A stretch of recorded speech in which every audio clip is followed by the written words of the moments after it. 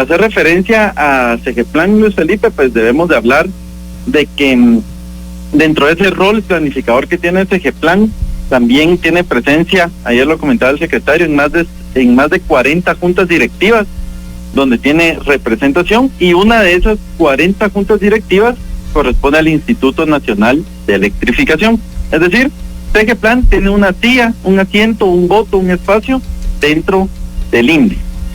Para ocupar ese asiento en el INDE, la normativa indica que debe ser a cargo de un trabajador de Segeplan. En ese contexto es cuando empiezan a evidenciarse algunos patrones que son los que el día de ayer comunicaba el secretario del auditor de INDE, en donde se solicita la creación de una plaza. En un primer momento se rechaza esa creación, luego hay una segunda solicitud que lleva pues ya el visto bueno del señor expresidente y se autoriza crear una plaza con el objetivo de que representara a Segeplan en el INDE. Esta plaza pues fue tomada por Melvin Kijivik, que a través de esto empieza a conformarse la red Q, fue la llave maestra en cómo a través de Segeplan pues llega al INDE. Y una vez, esa sería la primera parte. Nosotros ayer hablábamos de una perversión, un fraude de ley en el servicio civil, de cómo se crea una plaza para un fin específico que era entrar al INDE. Esa es la parte 1 que yo le hacía referencia, y la parte 2 es que ya en el INDE Melvin Kijivik pues inicia sus funciones, primero como director titular, luego como presidente, y se han evidenciado que se generaron diversas adjudicaciones, diversas consultorías a empresas donde hay una relación o hay indicios de que puede haber vinculación y conflictos de interés respecto a quienes conforman esas empresas y el señor Kijivik. Todo esto, y con esto estoy cerrando mi primera respuesta, pues deriva de investigaciones, averiguaciones a nivel administrativo que llevan a cabo los órganos de control interno, y que pues bajo el prisma de la presunción de inocencia son indicios que se trasladan para que se inicien las investigaciones correspondientes, ¿verdad? Licenciado, usted habló de una creación de una plaza, pero que en un inicio tuvo, digamos, un reparo, como que esto no debería ser así. ¿Qué fue lo que sucedió en ese momento?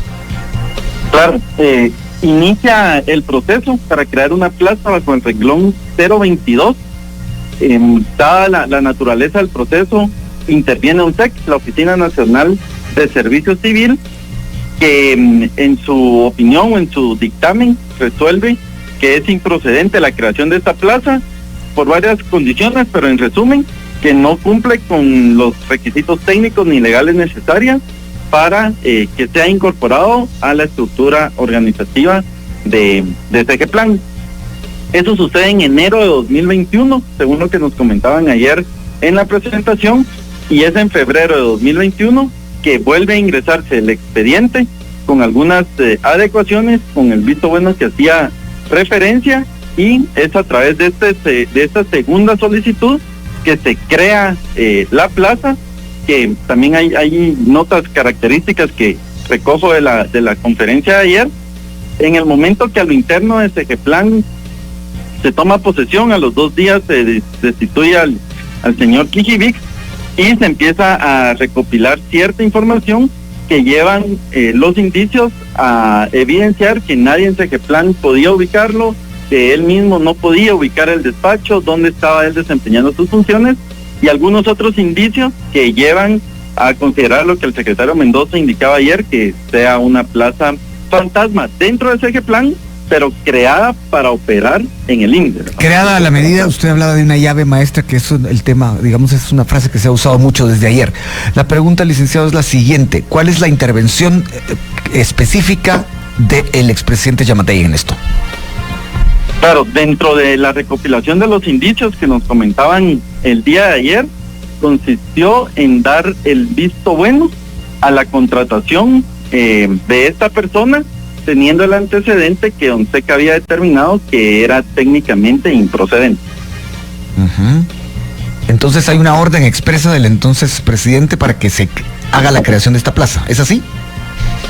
El documento que se expone ayer es un visto bueno, es una solicitud de la exsecretaria Keila Gramazo, donde obra el visto bueno. Esto fue publicado y esa es, o sea, formalmente es un oficio con una solicitud de la secretaria que lleva el visto bueno del señor expresidente. Bueno, le cuento algo. Conversando esta mañana con 2 personas al mismo tiempo, me decía una de ellas, pero es que esto son un poco más de 2 millones de quetzales, no es nada. Y esto solo lo hago como contexto porque imagínense que es tal la percepción de corrupción que hay en el país, en Guatemala, que se ve como 2 millones como que no es mucho. Pero la otra persona intervino y dijo, no, es que eso es solo el principio del asunto. Ahí hubo adjudicaciones millonarias. ¿Qué es lo que usted puede decir de lo que se sabe hasta ahora de estos 2 datos que yo le estoy compartiendo? Claro, en primer lugar es lo importante de evidenciar patrones de corrupción. Aquí hemos dicho que es una corrupción sistémica, planificada, es una corrupción que se evidencia en el modelo corporativo del Estado.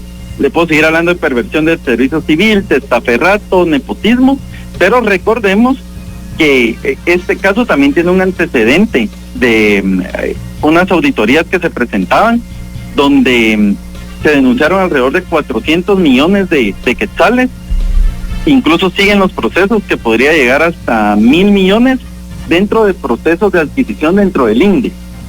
Aquí menciono esto porque han sido casos que se han presentado en momentos distintos, pero lo que nos está evidenciando, y eso pues deberá determinar los entes de investigación, es que sí existe vinculación, pero por lo menos lo que podemos decir es de que está la Red Q y están las adjudicaciones irregulares que platicábamos con anterioridad, más que estamos hablando de patrones sistemáticos que están presentes, que se reiteran en cada oportunidad, y como yo pude comentarlo ayer, no perdamos de vista que hablamos de estructuras, millones y una red muy compleja, pero que impacta en un derecho humano fundamental, que en este caso es la afectación en el acceso a la energía eléctrica, ¿verdad? Al final, ese es el impacto de la corrupción, eso es el daño directo que perciben los y las guatemaltecas, ¿verdad?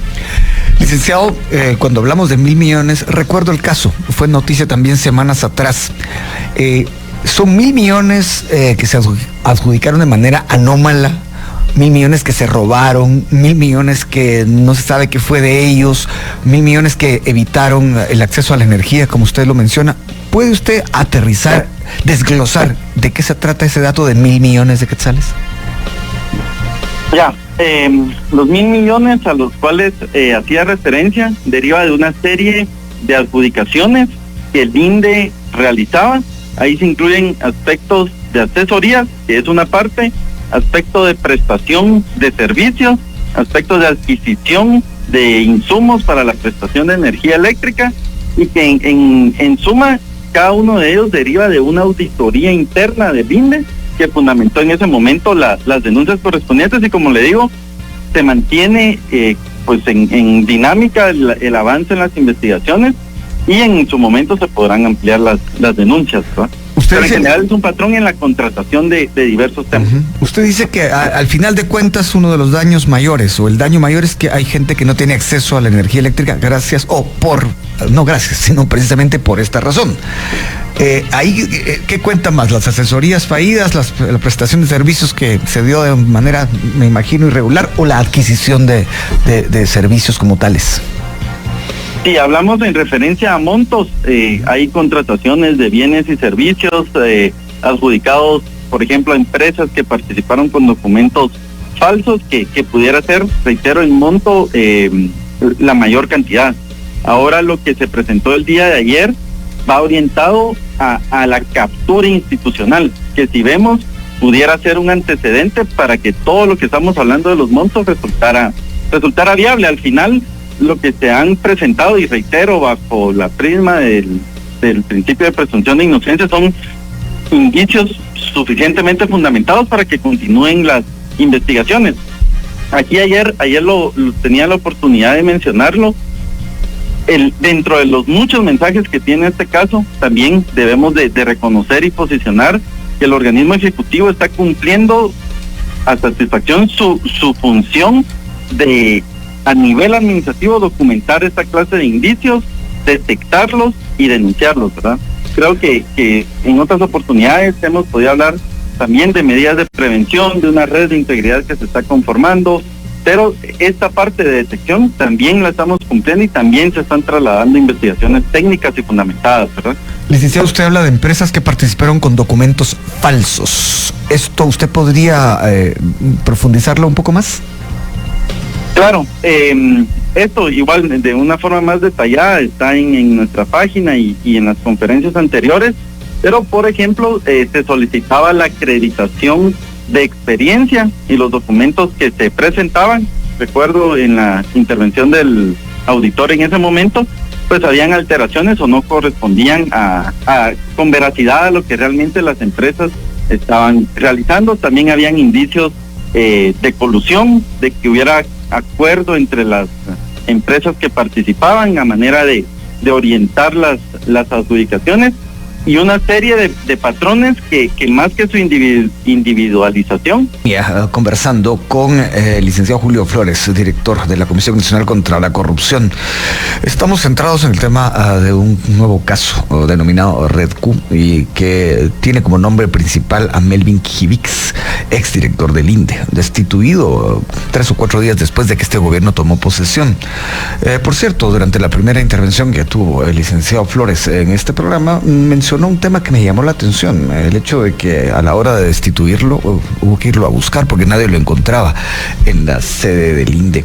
¿Podemos ahondar un poco en eso, licenciado Flores? Eso de que alguien que trabaja en un sitio no lo encuentra y hay que irlo a buscar. ¿Cómo fue eso? Claro, con mucho gusto, pues le comento y de nuevo hago acopio de lo que ayer se expuso en la conferencia. Precisamente el 17 de enero de 2024, días después de la toma de posesión, fue destituido, y primer punto, para notificarle, se tuvo que hacer de su conocimiento, buscándolo en una entidad que recuerdo se llamaba Administrador del Mercado Mayoritario en zona 10, ya que no fue posible encontrarlo en sede de Segeplan. Eso es como un primer antecedente. Luego, lo que nos compartían ayer también es que se recibe con posterioridad una solicitud de pago de indemnización. Dentro del proceso para hacer este pago, pues diversas dependencias deben de acreditar y extender solvencias, y es ahí donde las autoridades actuales también advierten alguna limitación por parte del personal, porque no lo conocían, porque no en el proceso pues llamaba la atención que no hubiera tenido bienes a cargo. Dentro del proceso también él llega a Segeplan y ahí hace referencia en no poder recordar en qué nivel quedaba el despacho superior y algunas otras inconsistencias que el día de ayer nos explicaban autoridades de Segeplan, que llevan a caracterizar ese nombramiento realmente en primer lugar como una plaza fantasma dentro de Segeplan, y luego como una especie de fraude de ley, porque en lo que se buscaba, y ahí hago de nuevo referencia a esa llave maestra, pues era ingresar a este órgano colegiado del INDE, ¿verdad? Licenciado, en lo que nos queda del tiempo, quisiera también preguntarle un par de aspectos relacionados con, digamos, el personaje central de esta historia, que hasta ahora es una historia de presunción de corrupción. Es Melvin Quijivix. Él está incluido en una lista de actores corruptos por parte de Estados Unidos, la misma lista que incluye a entidades, a personeros del Ministerio Público. ¿Usted ve algún problema en ese sentido en cuanto a que avancen las investigaciones? Bueno, ayer también se exponía cómo esta nominación o esta referencia que se hizo sucede. Ahí se advertía también una falta de diligencia de parte de las autoridades anteriores, porque no obstante estar incluido dentro de esta lista y por las condiciones que ya conocemos, se le renueva su contratación al año siguiente. Entonces ahí también esa es una de las características. Y luego lo del Ministerio Público, pues desde el gobierno de Guatemala se espera que esta investigación avance bajo criterios técnicos, bajo criterios objetivos. Es lo que les corresponde hacer según la ley. No solo es una atribución, sino como hemos dicho, solo ellos lo pueden hacer, tienen monopolio en esa persecución penal, y reitero, lo que se espera es el desarrollo de una investigación objetiva de parte del organismo ejecutivo. Pues se han presentado estas características que les he comentado, y como en otros casos, pues estaremos atentos y a través de cada una de las dependencias para que en el momento que también se verifique que la investigación tienda a una desestimación, que ha sido un patrón que hemos visto en el 20% de los casos, poder presentar las objeciones u oposiciones correspondientes. Desestimación en 20% de los casos, de eso vamos a hablar, espero, en el último minuto, pero antes tengo una pregunta. ¿Sí? Hace más de 80 días que se hizo público el caso B410. ¿Qué ha ocurrido desde entonces? Claro, de parte del organismo ejecutivo, como fue de conocimiento público, el señor presidente Arévalo instruye la revisión de estas contrataciones. Así se lleva a cabo. Cada una de las dependencias del Ejecutivo que ha tenido vinculación con estas empresas de B410 han ido agotando sus auditorías. Se han evidenciado irregularidades, algunas de carácter administrativo, otras de carácter penal. Aquí pues debo hacer referencia al caso San Juan de Dios, donde ya el organismo ejecutivo presenta una denuncia que su importancia, además de lo sustantivo del caso, es de que nos permite confirmar que esa estructura inicialmente conocida por defraudación tributaria también implica patrones de corrupción. Esto fue debidamente denunciado y, como reitero, esto debería ser un indicio también suficiente para que las investigaciones del Ministerio Público atiendan tanto la perspectiva de defraudación tributaria, pero entender también que hay patrones de corrupción importantes que están involucradas. También nos hemos encontrado desafíos, eran contrataciones de baja cuantía, en algunos casos alimentos, los alimentos obviamente se consumen y se nos ha hecho bastante complejo darle seguimiento a estos temas. Sin embargo, estamos revisando procedimientos de recepción, procedimientos de entrega, porque recordemos, una de las hipótesis es de que si una empresa no tiene personal, no tiene mobiliario, no tiene insumos para prestar bienes y servicios al Estado, o no los prestaban o los prestaba a través de una tercerización. Entonces, puntualmente, desde el Ejecutivo hemos agotado estas actividades de detección y, de nuevo, hago referencia también a medidas integrales de prevención. Se están reforzando los controles internos y, disculpe Luis Felipe, le voy a robar 30 segundos acá, de que vemos la presentación de estos casos. También el día de ayer se realizaron capturas en el caso del hospital de Amatitlán, que están derivando del adecuado funcionamiento del control interno dentro del marco de un gobierno transparente.